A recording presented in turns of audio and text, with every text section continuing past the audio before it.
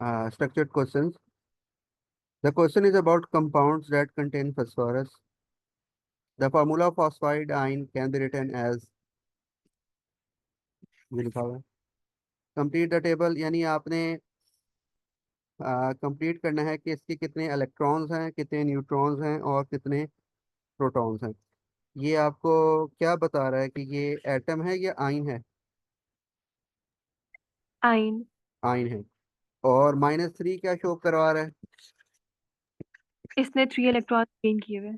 जी बिल्कुल ठीक है, गेन ऑफ 3 इलेक्ट्रॉन्स है। तो अब इसको आप कंप्लीट करें। This is atomic mass, this is proton number, और मुझे आंसर बताएं जल्दी से।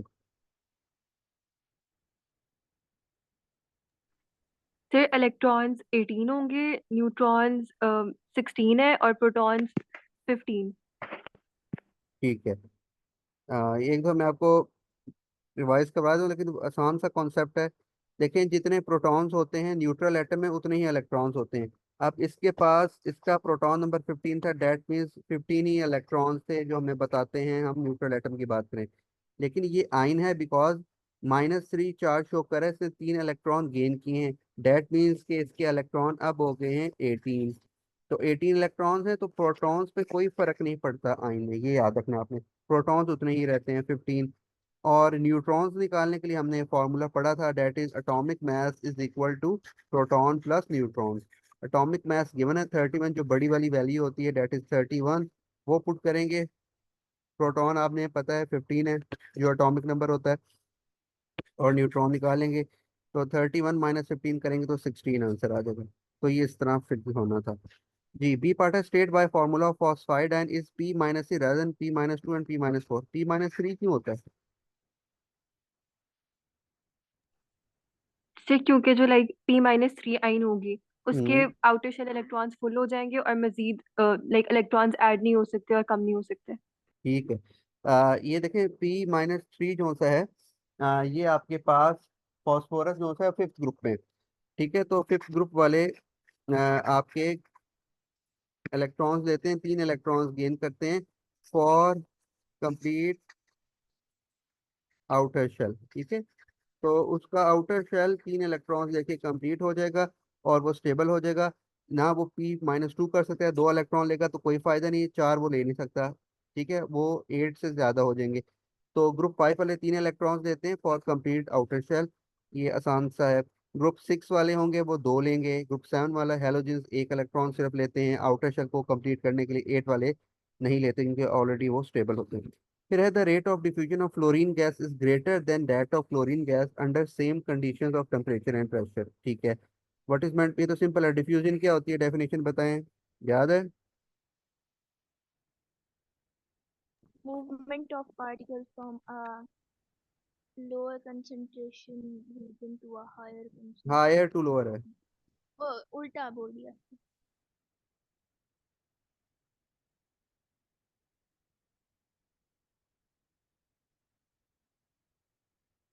हायर टू लोअर कंसंट्रेशन, ये हमारे पास आ गया।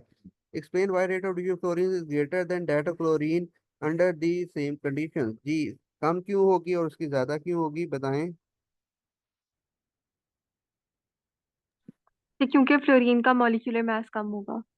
ठीक है, फ्लोरीन देखें, क्लोरीन से ग्रुप में ऊपर है। ठीक है, तो फ्लोरीन F2 है, क्लोरीन Cl2 है। अगर आपके पास पीरियोडिक टेबल हो तो आप देख सकते हैं फ्लोरीन का जो मास है वो कम है एज कंपेयर टू क्लोरीन। ठीक है, तो वो लाइटर है एज कंपेयर टू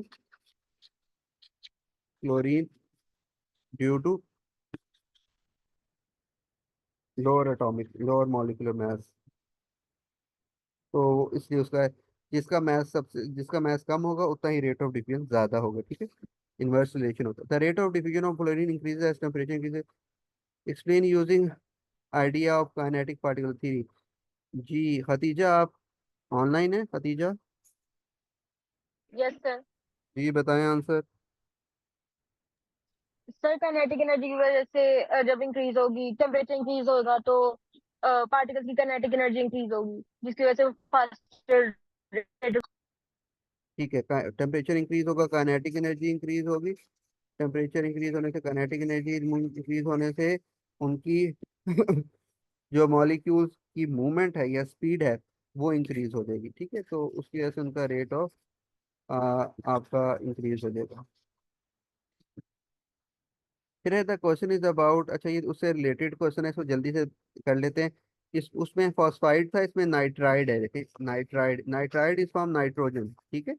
अच्छा वो हम करेंगे जब वो मोल्स वाले चैप्टर में स्टोइकोमेट्री में, वहां पे आप कुछ आयन पढ़ेंगे। नाइट्राइट है, एक नाइट्रेट है, वो डिफरेंट चीजें हैं, ठीक है। नाइट्राइट होता है, नाइट्रेट होता है, ठीक है। उन इनको उनके साथ मिक्स नहीं करना है।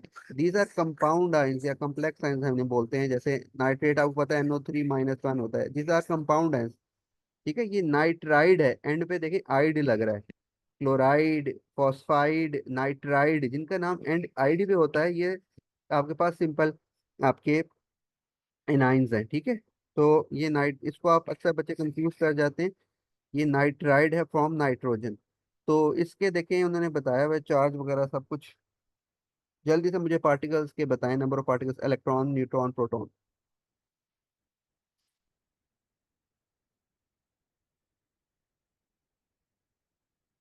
इलेक्ट्रॉन्स कितने होंगे? से इलेक्ट्रॉन्स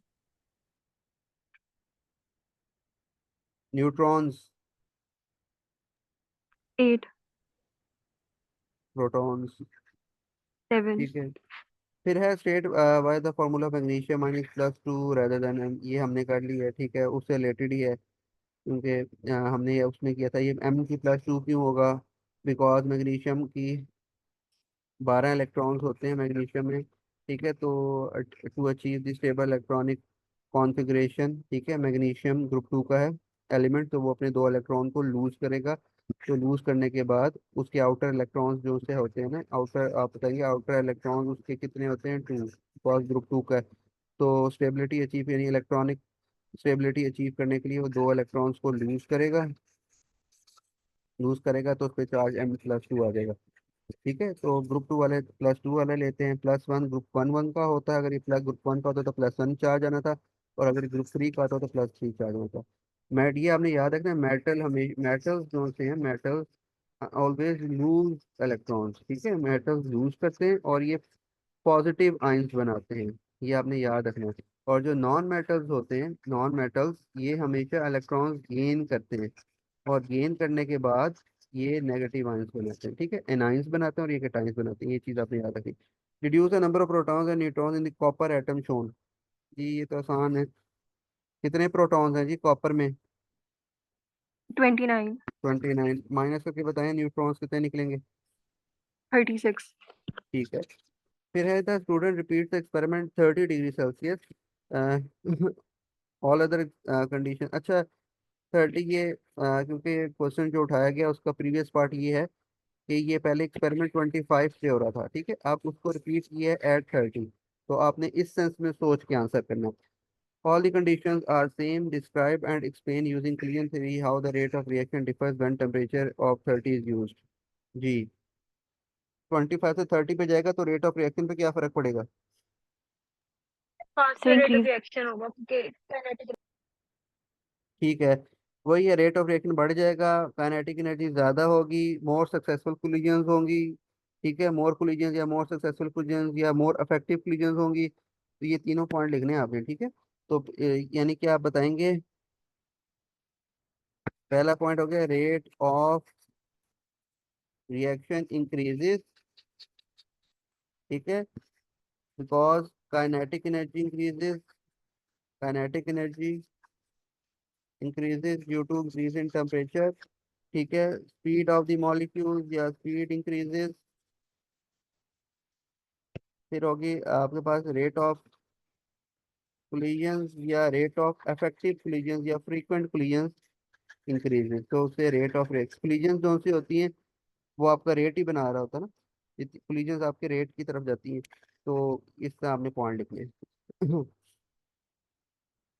फिर है sample of hydrogen put into gas range, the end of the gas range is then blocked so that no gas can escape. Explain kinetic particle theory why decreasing the pressure in the gas range increases the volume of gas when temperature stays the same। जी वो ये कह रहा है उसने एक gas syringe है, ठीक है, ये उसका प्लंजर है, उसमें उसने हाइड्रोजन गैस को फिल किया है, उसका एक एंड ब्लॉक कर दिया है, और इसमें वो कह रहा है कि अगर हम प्रेशर कम करते जाए, प्लंजर पीछे तरफ जा रहा है, तो गैस का वॉल्यूम क्यों बढ़ेगा। काइनेटिक पार्टिकल थ्योरी की बेस से एक्सप्लेन करना है आपने। टेम्परेचर सेम है, टेम्परेचर पे कोई इफेक्ट नहीं आ रहा। जी, एक नंबर का है बस। तो पार्टिकल्स फर्दर अपार्ट मूव करेंगे। ठीक है।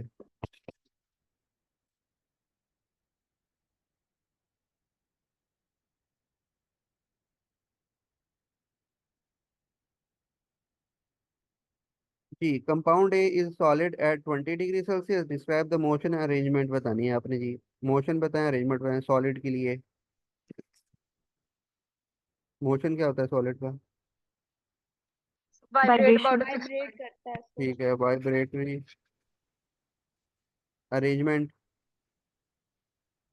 कम। रेगुलर। Regular arrangement. रेगुलर या ऑर्डर जो लिख सकते हैं दोनों, ठीक है।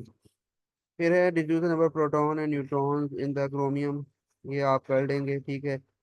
इनको, ये मुश्किल नहीं है कोई चीज़, ठीक है, ये आप कर लेंगे, आपके पास है वर्कशीट। कंपाउंड इज लिक्विड, अब लिक्विड का बताएं मोशन, लिक्विड का मोशन क्या होता है। Sir layer slide over each other. Layer slide over each other, layers भी लिखते हैं। और सेपरेशन, सेपरेशन में क्या आएगा। टचिंग या क्लोज टुगेदर। हम्म, ठीक है, यानी क्लोज टुगेदर होते हैं ना, तो ये आप लिखेंगे। State the meaning of term isotopes जी, क्या होते हैं बताएं। से atoms of the same element जिनका प्रोटॉन नंबर सेम होता है लेकिन न्यूट्रॉन नंबर डिफरेंट होता है। ठीक हो गया, having same number of protons but different neutrons, या मास भी कर सकते हैं, या न्यूक्लियॉन नंबर, कुछ भी लिख सकते हैं, ठीक लगता है वो सारा। ये है जी relative masses of and percentage abundance of two isotopes of boron. ये मैथ गिवन है और इनकी परसेंटेज गिवन है। Calculate the relative mass of one decimal places तक, आपने वन डेसिमल प्लेस तक निकालना है, जल्दी कैलकुलेट करके बताएं क्या निकल रहा है। अबंडेंस और आइसोटॉप का दिया हुआ मैथ्स निकालना है, बस सिंपल सा है।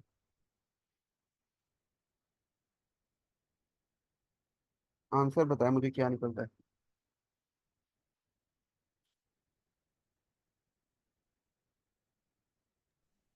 सर 10.8 आ रहा है। जी, बाकियों का क्या निकल रहा है।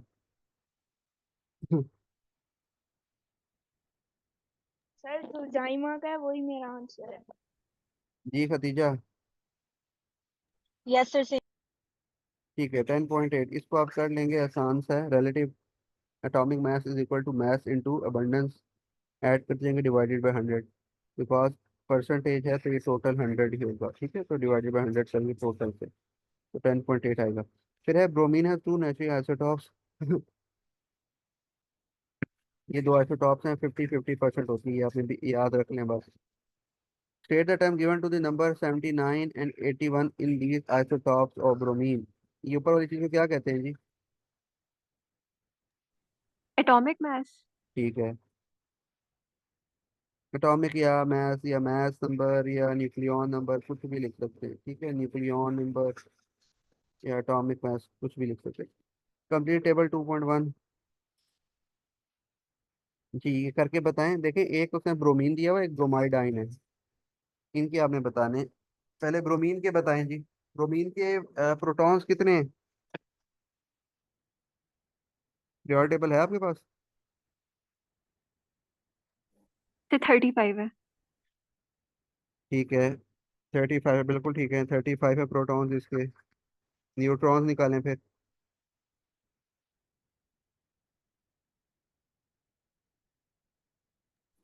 से 44 आ रहा है। 44 इलेक्ट्रॉन्स, वो भी 35 होंगे। ब्रोमाइड आयन पे हैं। तो उसके भी 35 प्रोटॉन्स होंगे। न्यूट्रॉन्स।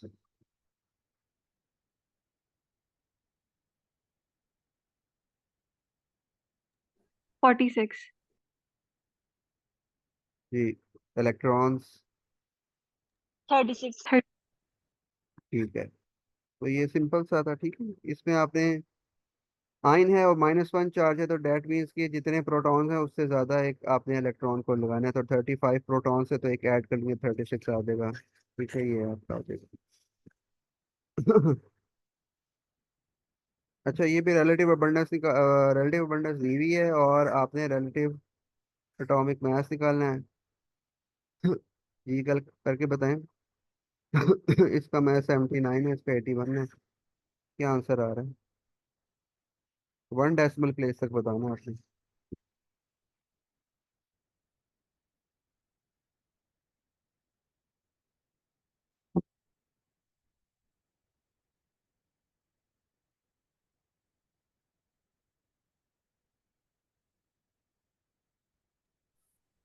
79.9। ठीक है। फिर है the relative atomic mass of elements can be calculated from relative mass of isotopes and their percentage abundance. Identify the isotope to which all relative masses are compared. जी, किसके साथ कंपेयर करके हम मास निकाला है हमने? रिलेटिव टू किसके है?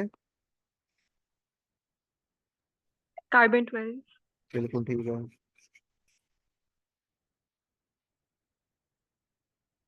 अच्छा, ये उसका ये आपने कर लेना है। ठीक है, ये क्योंकि क्वेश्चन रिपीट होते रहते हैं। इसमें आपने किसका निकालना है जी? इसमें मैग्नीशियम का दिया हुआ है, इसके दो आइसोटॉप्स हैं और उनके abundance है, ये इसको आपने कैलकुलेट करना है, वही तरीका है। एन आइन contains 10 electrons, 13 protons and 14 neutrons. ठीक है, एक आइन है। ठीक है, एटम नहीं है, आइन है, उसके 10 इलेक्ट्रॉन्स हैं, 13 प्रोटॉन्स हैं और 14 neutron. State the nucleon number of the ion. जी, nucleon number is the mass number. बताएं कितना मास नंबर होगा?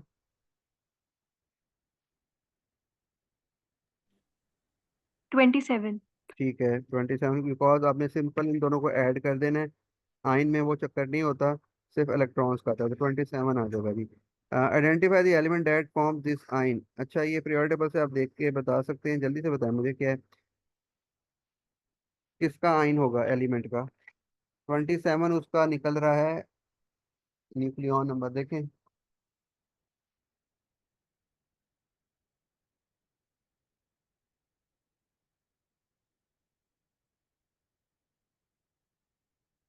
या 13 प्रोटॉन्स देख लें, जिसके 13 प्रोटॉन्स हैं उसी का होगा ना आइन ये। 13 प्रोटॉन्स देख लें, किसके 13 प्रोटॉन्स हैं।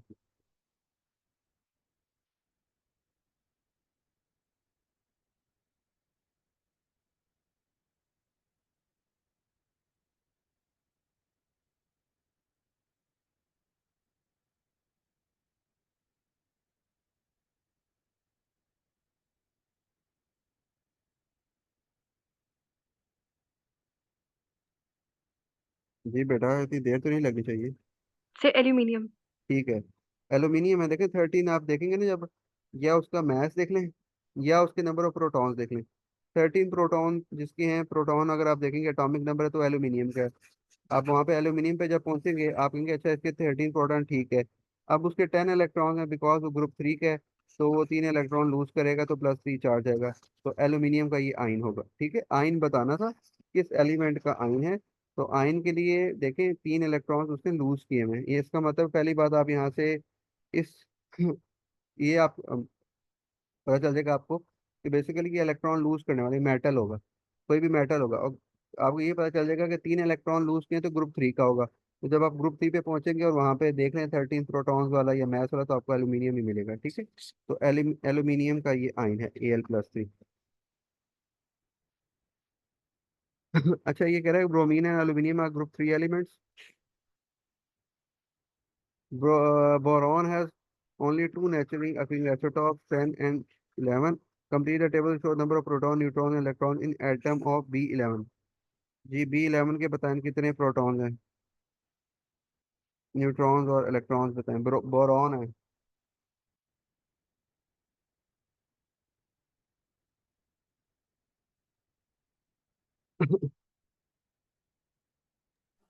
फिर 5 है। ठीक है, प्रोटॉन्स 5 आ गए। B11 का बताएं, न्यूट्रॉन्स।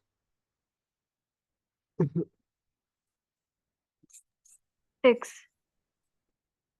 इलेक्ट्रॉन्स। 5। 5। ठीक है, तो सिंपल था। आपने ये बस देखना कि जिसका पूछा है उसी का बताना, दूसरे का नहीं बता देना।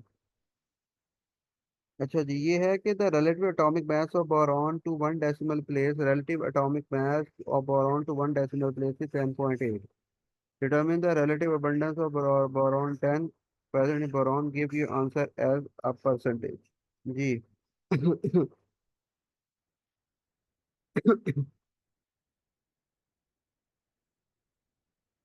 जी, ये कर लेंगे।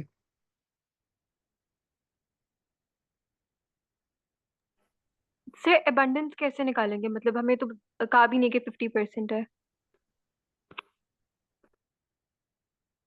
एक मिनट। इसमें आपने अबंडेंस निकालनी है। 10.8 है उसकी रिलेटिव एटॉमिक मास। B10 का निकालना है।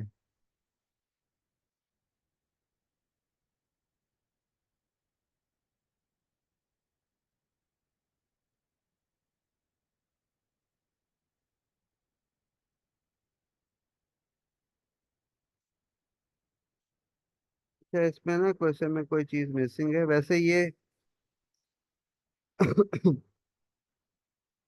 आप उस तरह उस मेथड से भी निकाल सकते हैं, रिलेटिव अबंडेंस बतानी है ना, तो टोटल 100 ही होना है। इन दोनों का जो सम है टोटल 100 होना है। ठीक है, तो आपने जो निकालनी है वो B10 की निकालनी है। तो जिस तरह आपको बताया था, एक एक्स होगा। ठीक है, तो दूसरा 100 - x होगा। एक जगह ये पुट करेंगे, एक जगह ये पुट करेंगे। एक को आप एक्स ले लें, एक दूसरा, टोटल हैं ये दो ही आइसोटॉप ना, 10 और 11। और 10 और 11 का मतलब है उनके मैसेज तो पता है आपको, 10 और 11 के। 10 है और एक 11 है। उसकी परसेंटेज नहीं पता, और परसेंटेज आपने B10 की निकालनी है। तो आप अगर एक्स को ले रहे हैं, आप एक्स को B10 को एक्स ले रहे हैं, तो दूसरा क्या होगा, 100 - x। तो आप उस तरह फॉर्मूले में पुट करके इसको एक्स की वैल्यू निकालेंगे। समझ आइए। फिर दोबारा बता देंगे, नहीं समझी। देखिए ये ना,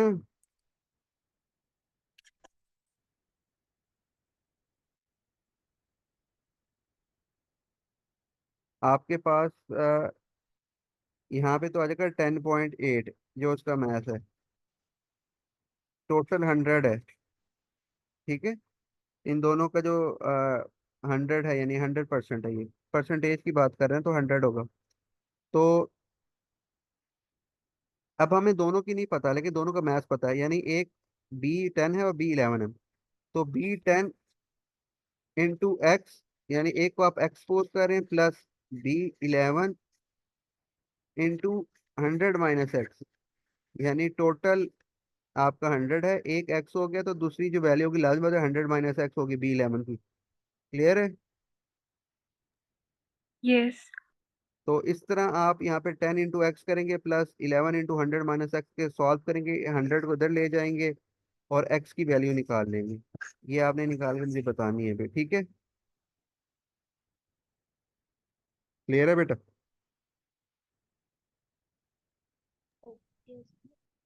अभी ये आपने आप कर लीजिएगा, ये तो थोड़ा कैलकुलेशन करनी पड़ेगी। अभी हम आगे क्वेश्चन देख लेते हैं। इसकी वैल्यू आप मुझे बताएंगे, कल कल बता दीजिए या मैसेज करके बता दीजिएगा क्या आंसर निकला है, फिर हम देख लेंगे। आपको स्टेप समझ आ गए कैसे करना है। जब मैथ्स को मल्टीप्लाई करना है ना, ये जो B10 का है हाँ, एक्स के ये साथ। 10 है ना, मैथ्स में 10 को मल्टीप्लाई करना है और दूसरे का 11 है, बस। ओके। फिर आ जाएगा जी, 11 पे आ जाते हैं। इसके अंदर सिंपल आपने वही बताना है।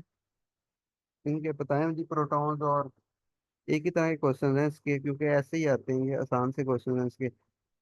कोबाल्ट के और कॉपर+2 आयन है, इसके आपने मुझे बताने हैं। कोबाल्ट कितने प्रोटॉन्स हैं। 27। 27। न्यूट्रॉन्स। 32। इलेक्ट्रॉन्स 27 ही। कॉपर पे आए। कॉपर +2 है, ये ध्यान रखिएगा।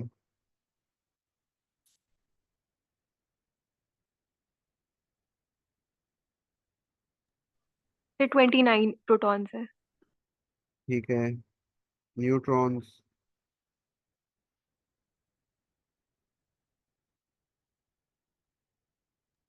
36।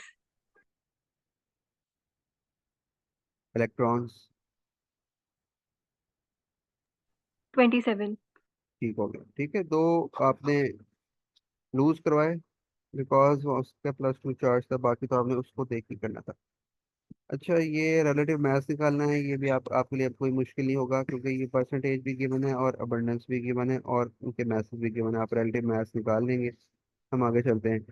12 कह रहा है कि ये टेबल गिवन है, ABCDEF, और पार्टिकल्स गिवन है, और नंबर ऑफ इलेक्ट्रॉन्स हैं, नंबर ऑफ न्यूट्रॉन्स हैं, नंबर ऑफ प्रोटॉन्स हैं। इस टेबल को देख के आपने वैल्यूज यहाँ से यहाँ पे आंसर्स करने हैं। वो कह रहा है गिव द लेटर्स, लेटर्स बताने हैं आपने, ठीक है, of all the particles which are atoms, यानी एटम्स कौन से हैं, एटम्स, इसमें से एटम कौन सा होगा वो बताना है। ABCDEF मुझे बताएंगे आप, एटम्स कौन कौन से हैं।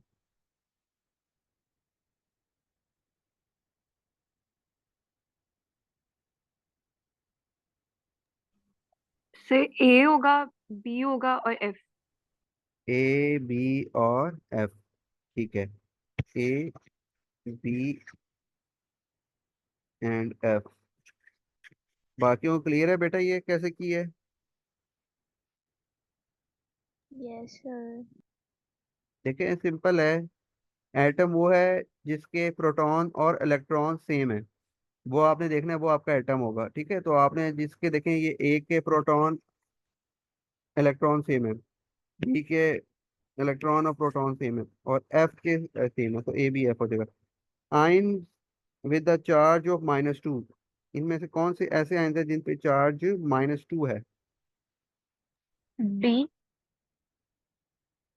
-2 का चार्ज है, -2। ये से डी होगा। हाँ जी, डी। ठीक है, बिल्कुल, क्योंकि देखिए ये इसके 18 हैं और इसके 16 हैं, तो इसका मतलब है प्रोटॉन से 2 इलेक्ट्रॉन ज्यादा ऐसे गेन किए हुए हैं, तो 2 इलेक्ट्रॉन ज्यादा आने की वजह से इस पे -2 का चार्ज आ जाएगा। बिल्कुल ठीक है, डी है। कैटाइंस कौन से इनमें से, कैटाइंस, जी सर। कैटाइंस जिनके लूज किए हुए हैं। जी, सी। ठीक हो गया। फिर है state the atomic number of A, A का एटॉमिक नंबर बताएं। 11। Atomic number 5। 5। Math atomic number पूछ रहा है। Determine the number of nucleons in D. ठीक है, न्यूक्लियॉन नंबर पूछ रहा है। न्यूक्लियॉन्स का मतलब है मैथ नंबर। न्यूक्लियॉन्स होते हैं जो न्यूक्लियस के अंदर चीजें हैं, वो दो हैं, प्रोटॉन और न्यूट्रॉन। तो basically is asking about proton plus neutron, जो उसका मैथ है। डी का बताएं जी, न्यूक्लियॉन, डी का nucleons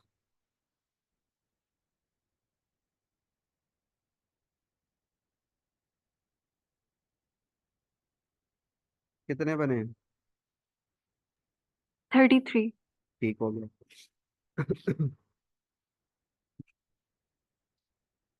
electronic configuration of D, electronic configuration of D बताएं, डी। 288। 288।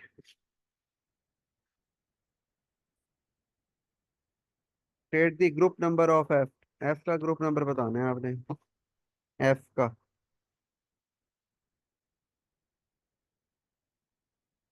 इलेक्ट्रॉनिक कॉन्फ़िगरेशन निकालें तो देखें कितने इलेक्ट्रॉन्स आखिरी शेल में आ रहे हैं, ग्रुप नंबर पता चल जाएगा।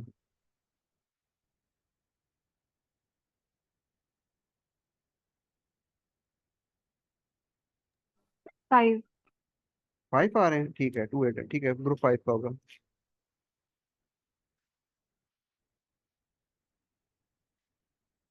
State the period number of B.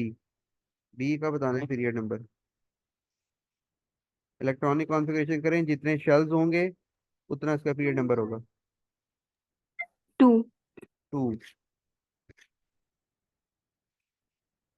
Second period में। फिर है जी, lithium has two natural acting isotope Li6 and Li7। State the name atom same element different number of nuclear number. क्या कहते हैं इनको? आइसोटॉप। ठीक है, ये पढ़ लेते हैं, आसान ही है। आइसोटॉप बोलते हैं। फिर है जी, लिथियम का प्रोटॉन, न्यूट्रॉन्स और इलेक्ट्रॉन्स बताने, और लिथियम आयन का बताना है। तो ये आप कर लेंगे, मुझे मेरे ख्याल से इसमें कोई इशू नहीं है। 3 नंबर का आसान से आपने बस वैल्यूज पुट करनी है। प्रोटॉन्स देखें, न्यूट्रॉन्स और इलेक्ट्रॉन्स देख लेंगे। फिर है ये भी आपके लिए मुश्किल नहीं होगा।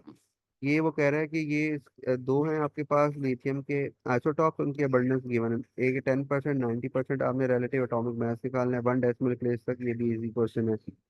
फिर आते हैं the the table show some information about element in group 5।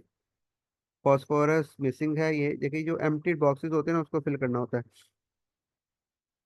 अच्छा, तो क्वेश्चन देख लेते हैं पहले हम। पहले वो कह रहा है state the electronic configuration of phosphorus. Phosphorus की इलेक्ट्रॉनिक कॉन्फ़िगरेशन बताएंगे।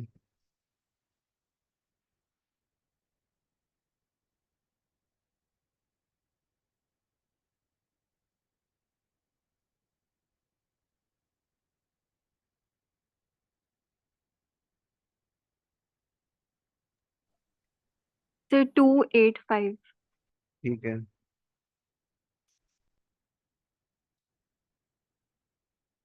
Explain why it is easier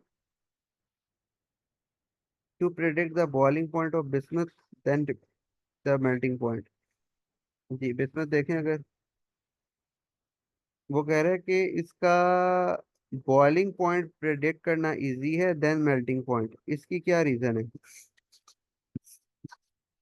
boiling point easy है, ये प्रेडिक्ट करना क्यों मुश्किल है मेल्टिंग पॉइंट?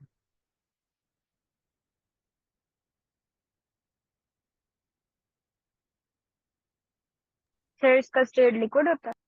नहीं, आसान सा आंसर है, कोई इतना मुश्किल नहीं है। देखें तो ध्यान से जरा देखें, आपको समझ आ जाएगी। बॉइलिंग पॉइंट प्रेडिक्ट करना इजी है, मेल्टिंग पॉइंट प्रेडिक्ट नहीं कर सकते। उसकी क्या रीजन है? 1 मार्क का इजी सा आंसर है इसका। क्योंकि सर वो थोड़ा देखें इसके ना, वेरिएशन है ट्रेंड में। देखें, बॉइलिंग पॉइंट में इंक्रीजिंग ट्रेंड है। -196 से बढ़ रहा है 280, 280 से फिर बढ़ रहा है 613, फिर 1380। तो इसकी वैल्यू आगे बढ़ेगी, इंक्रीज होगी। तो बॉइलिंग पॉइंट प्रिडिक्ट करना इजी है बिकॉज वो इंक्रीजिंग ट्रेंड में आ रही है वैल्यू। मेल्टिंग पॉइंट प्रिडिक्ट करना मुश्किल है बिकॉज -210 से 44 बढ़ी, 44 से 817 एक ह्यूज इंक्रीज है। फिर 817 के आगे बढ़ने की बजाय दोबारा डिक्रीज कर गई। अब इसके बाद क्या वैल्यू होगी वो आपको प्रिडिक्ट करना इशू है, क्योंकि इसका एक ट्रेंड जो सा है, वो ट्रेंड के अंदर वेरिएशन है इसके अंदर। यानी कि इसका इंक्रीजिंग या डिक्रीजिंग ट्रेंड नहीं है, इसलिए इसको हम प्रिडिक्ट नहीं कर सकते। ठीक है। अब उसका यानी कि किसी आप कह दें कि उसका एक ट्रेंड है ही नहीं, ये आप समझें, तो इसलिए मुश्किल है इसको प्रिडिक्ट करना। फिर है use information from table to explain why antimony is liquid at 1000 degree Celsius. जी, एंटीमनी जो सा है वो 1000 डिग्री सेल्सियस पे लिक्विड क्यों होगा एंटीमनी? सर क्योंकि 1300 पे वो बॉयल हो जाता है तो उससे पहले लिक्विड ही होगा। सही है, बिल्कुल ठीक है। आप बताएंगे कि उसका मेल्टिंग, जो उसका बॉइलिंग पॉइंट है वो 1000 से ज्यादा है, तो 1000 पे उसने बॉयल ही वो लिक्विड ही रहना है, तो 1318 पे जाके वो गैस हो जाएगा। ठीक है, तो आसान सा, ये भी इजी सा क्वेश्चन है। फिर है the table shows information about some particles. ये पार्टिकल्स की इंफॉर्मेशन गिवन है। क्वेश्चंस है जी, state the number of neutrons. इसमें न्यूट्रॉन्स बताएं कितने हैं।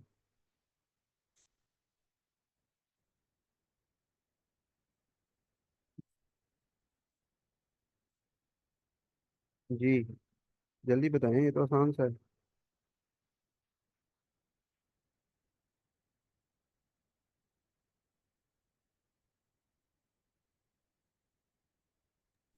18। ठीक है, नीचे का बताएं।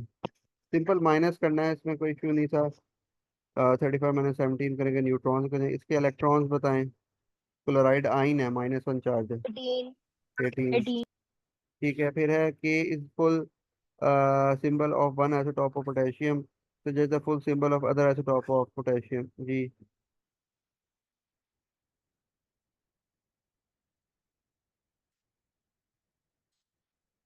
सिंबल इसका ये बताना है, जैसे ये उसने कंप्लीट इंफॉर्मेशन बताई है, एटॉमिक मास और एटॉमिक नंबर, उस तरह ही एक और आइसोटॉप की बतानी है।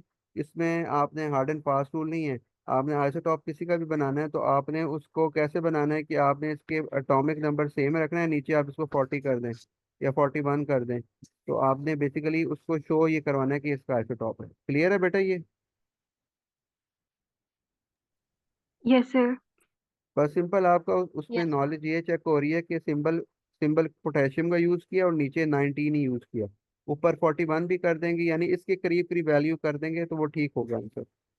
डिस्क्राइब पोटेशियम आयन के is found when potassium atom, यानी पोटेशियम आयन कैसे बनता है पोटेशियम से, जल्दी बताएं बेटा, ये पे टाइम खत्म हो रहा है, जल्दी बताएं। आयन कैसे बनेगा इससे, पोटेशियम से? में जो लूज करेगा इलेक्ट्रॉन इलेक्ट्रॉन। लूज कर। Lose of 1 electron, because the +1 charge है तो लूज ऑफ 1 इलेक्ट्रॉन। ठीक है बेटा, ये बाकी आप प्रैक्टिस कीजिएगा। कोई इश्यू हो तो फिर बताइएगा, उसको हम सॉल्व कर लेंगे। यहाँ तक तो हमने कर लिए हैं, बाकी से थोड़ी सी क्वेश्चन हैं और इसको आपने प्रैक्टिस करना है। ठीक है बेटा।